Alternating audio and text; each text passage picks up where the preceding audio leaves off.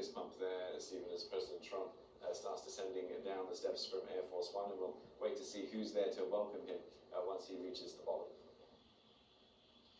President Trump. A bit of the music in the background, some flag waving from the students. Oh yeah, we can see that as well. And President Trump has made this 17-hour flight from Washington, D.C., touching down just a short while ago, and now we can see him being greeted by dignitaries from the Chinese delegation. I mean, it's going to be so interesting to see over the coming days if this does become a crucial turning point for China-US relations. I mean, they talk about FaceTime in the US, that what comes from world leaders sitting down, speaking to one another, and I think both sides would hope that there is something more than just symbolism in this, that it does represent a shift when it comes to trade and cooperation. I mean, they're global competitors, let's face it. But they do also want to find areas to cooperate. Let's have a little look at the shots as they're unfolding.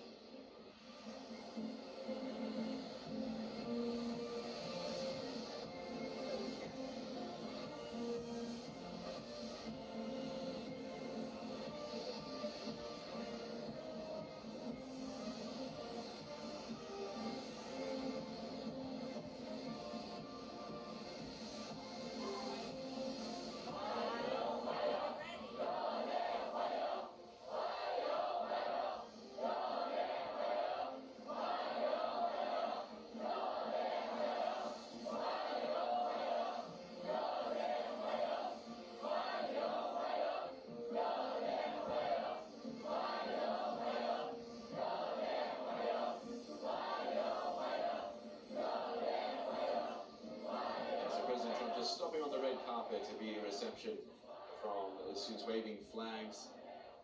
Stephen, do we know who that is with him that's welcomed him? That looks like Han Zheng. He's a very senior politician here in China.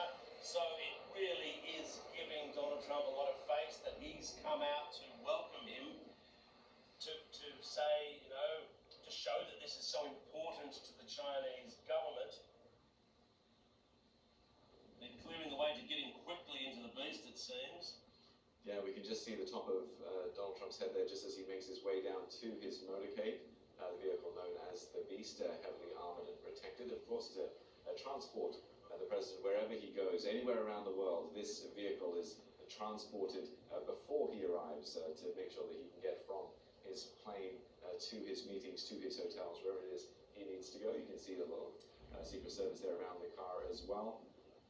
Stephen, this is the start of a two-day trip, and it's really sort of started with the red carpet quite literally being rolled out by China.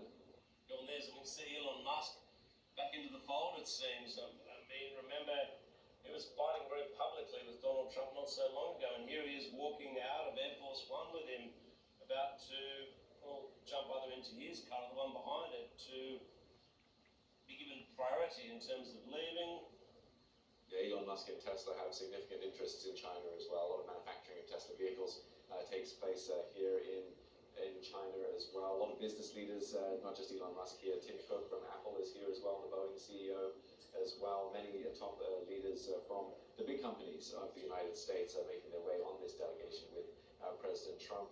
As we can see the fanfare of the ceremony, the Guard of Honor as well, you can see at the top of the screen, welcoming President Trump down those steps from Air Force One into the motorcade of the Beast. He's just saying his last goodbyes to those that greeted him here. It is interesting, look, you mentioned Elon Musk's factory. I was there just a couple of weeks ago having a look at the Gigafactory, and so it's a good choice, I suppose, for the Trump administration to bring someone who has built something so significant here. Crucially, he was given permission to build that without the requirement to sort of pal up, if I could put it that way, with a Chinese company. Tesla could build that factory by themselves in Shanghai. So it's also a good thing from the US point of view as well, to show what can be done when these two mega powers cooperate with one another. With US money and with the giant population here consuming goods, it's this type of cooperation I'll be wanting to speak about in the coming days. protractor beast is just about to make its way with President Trump, and it'll make its way through the streets to here in Beijing, where he'll be staying overnight at a hotel before things kick off in the morning. As you mentioned, just to run through again his itinerary tomorrow, he'll be meeting with President Xi Jinping. That's one of the first things he'll be doing.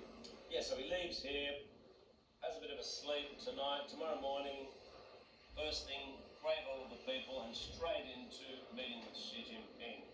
So, you know, it is a very important trip for both sides, especially for the Chinese government in a way to receive Donald Trump here, but also Donald Trump, I mean, he needs this at home. He needs to be able to show his people that his government is getting on with economic matters, and it's not just this unpopular war that they're focused on. And funnily enough, it's also the same for Xi Jinping. You know, he needs to show the Chinese people that the government here is engaging with the other world superpower in terms of achieving economic results and not just fighting, I guess.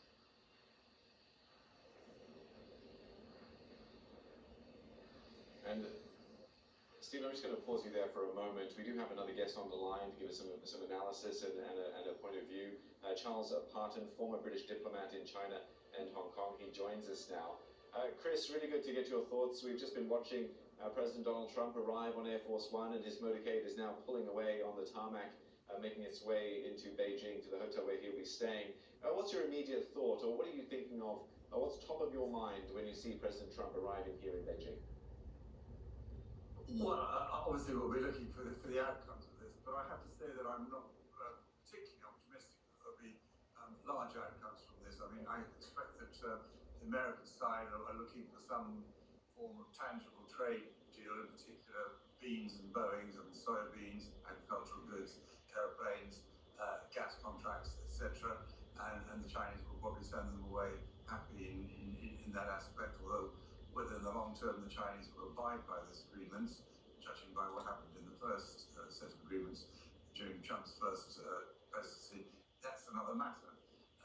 So, I mean, again, we'll be looking to see if anything comes out on the Iran situation. I'm very surprised if we saw anything there, and I'd be actually very surprised if the Chinese put meaningful pressure on the Iranians, whom the Iranians, I think they're winning, and they don't want it's an existential matter for them to see off the Americans. So even though China and Iran have relatively good relations, I don't think they give way to Chinese pressure there. From the Chinese point of view, I think they think they're winning. The East is rising, the West is falling is a common call. They defeated Trump's tariff boys through rare earths.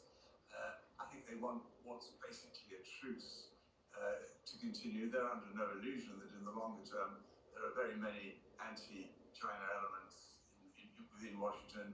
I don't think they necessarily can trust Trump to be consistent in whatever he says now and what he does later. So let's keep things going as they are. Well, I'm talking in the Chinese point of view here, keep moving forward with our agenda, which is to dominate the science and technology war, and that's how they see it, not so much a trade war, but as a science and technology war, and a war between economic systems, which we're winning. And the more time we can buy, and the longer that goes on, the stronger our position will be for the future. So I think that would be my overall so Charles, you're saying there's been quite a analysis. Yeah, and Charles, the dynamics have shifted, haven't they, as you were alluding to, when it comes to these two powers, the United States and China, especially given what the Middle East war has sort of revealed when it comes to how much China can actually